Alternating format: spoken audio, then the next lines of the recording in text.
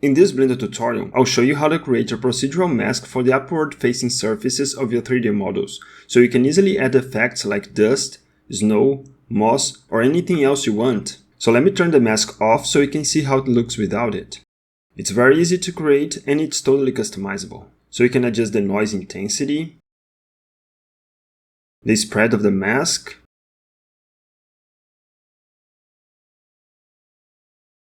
the look of the noise, and much more. Here are a few more examples of what you can do with this mask. I'll be using this fire hydrant in this tutorial, and I'll put the link in the description below in case you want to download it, but feel free to use any object you want to follow along. If you want to learn how to create this fire hydrant material along with many other materials, you'll also find a link to my Blender material tutorials playlist in the description. I have the screencast keys activated, so here you can see the keys that I'm pressing. And we're going to also use the Node Wrangler add-on in this tutorial. So if you don't have it enabled, just go to Edit, Preferences, Add-ons, search for Node, and enable the Node Wrangler add-on. So here in the Shader Editor view, we have the fire hydrant material. And to create our mask, let's start by identifying the top faces of our object. To do that, I'm going to add in a geometry node. Now press Ctrl, Shift and left click to preview the node. Let's do it one more time so we can use the normal information. So normals are basically vectors that represent the direction a surface is pointing. So here the vectors are represented by the colors red, green and blue. And as you can see, the color that represents the Z vector is the blue. So we need to isolate this information.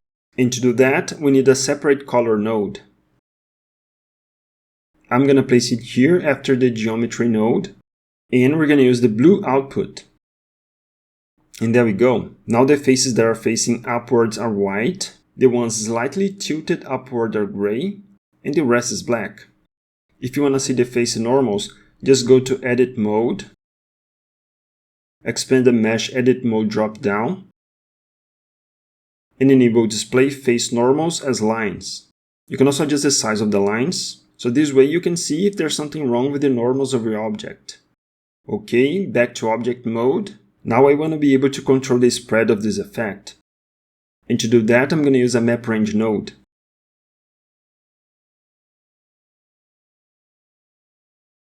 I'm going to drop it here. I could use a color ramp instead of the map range node here, but in this case I prefer to use the map range node because I can use numeric values to customize our mask. And later we'll create a node group for this mask, so numeric values will be more useful. Now I'm going to switch the interpolation type over to smoother step. This will give us a smoother transition from black to white. So with the from min value we can control the spread range of the effect. And with the from max value, we can increase the contrast, so it makes the effect stronger. It might be a bit hard to see it right now, but it'll be clearer once we apply the mask to the rest of the material. And if it goes below the from min value, we invert the mask, so be aware of that. Now let's mix this effect with the noise texture to make it look more realistic.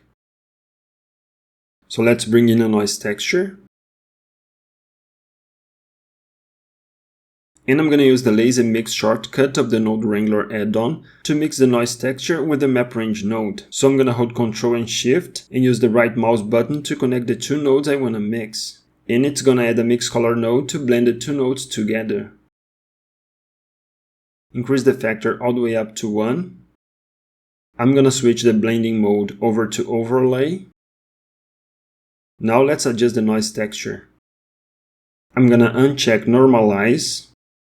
Set scale to 2, detail to 12, and increase the roughness all the way up to 1. Now we can see that the effect looks much more interesting.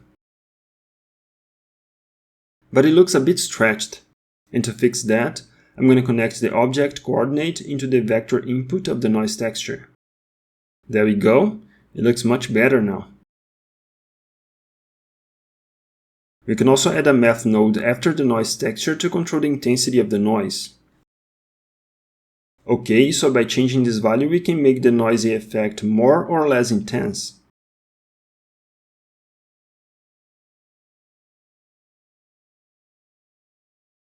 So the mask is done. Now let's use it to add some dust to our object. Let me just organize the nodes a bit. Let's see the material. And now we need to mix the value that goes into the base color of the principled BSDF with the dust color and use the mask as a factor. So I'm going to add in another mix color node. And I'm going to connect the albedo, that is the value that is going into the base color, into the A input of the mix color. The mask goes into the factor, and the mix color node result goes into the base color. Right now it kinda looks like snow, but I'm gonna set the color of the B value to our dust color.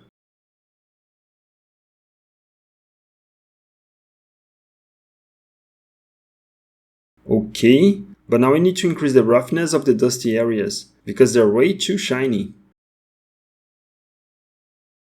So I'm gonna mix the mask with the roughness value to lighten the dusty areas. So I'm gonna bring in another mix color node, drop it here over the roughness line. The roughness goes into the A, the mask goes into the B input. Ctrl Shift and left click to preview the result. Increase the factor all the way up to 1 and switch the blending mode over to lighten. So now the areas where the mask effects are lighter, which makes them less shiny. See? It looks much better now. Now let's play around with the mask to make it look the way we want. So, as I mentioned earlier, the from min value controls the spread of the effect, while the from max value increases the contrast, making the effect much more intense from the upper faces to the lower ones.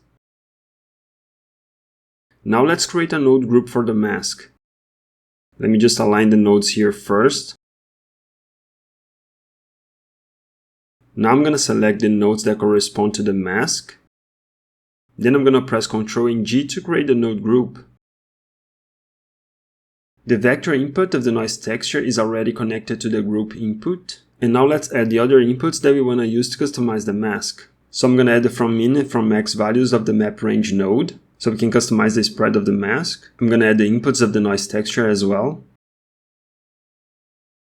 We can also switch the dimensions of the noise texture over to 4D.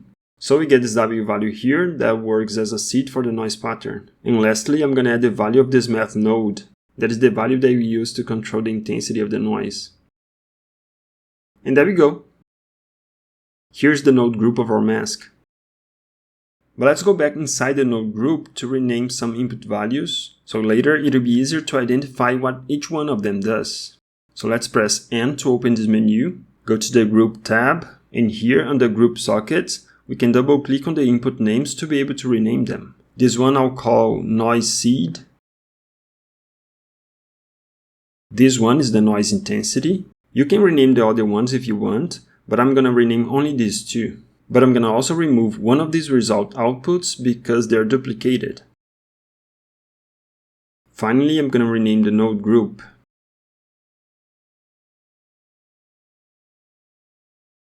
There we go. Now, as I remove that result output, I need to reconnect this one into this mix color node. Now with the node group, it's much easier to customize the mask.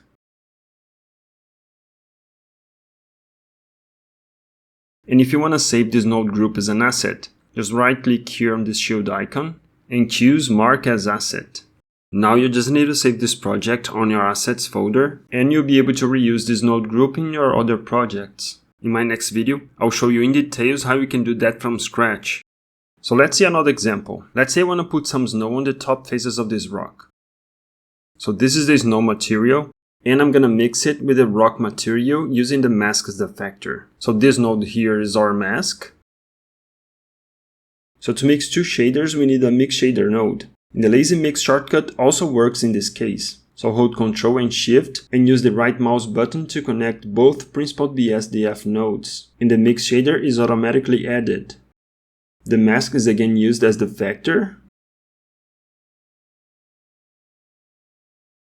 But in this case, we need to swap these connections. So here's another shortcut. Grab one of the connections you want to swap. While grabbing the connection, hold the Alt key and place it on the other connection to complete the swap. This mask is really handy and it can be used in many situations. That's it for this video. Thanks for watching and see you in the next one.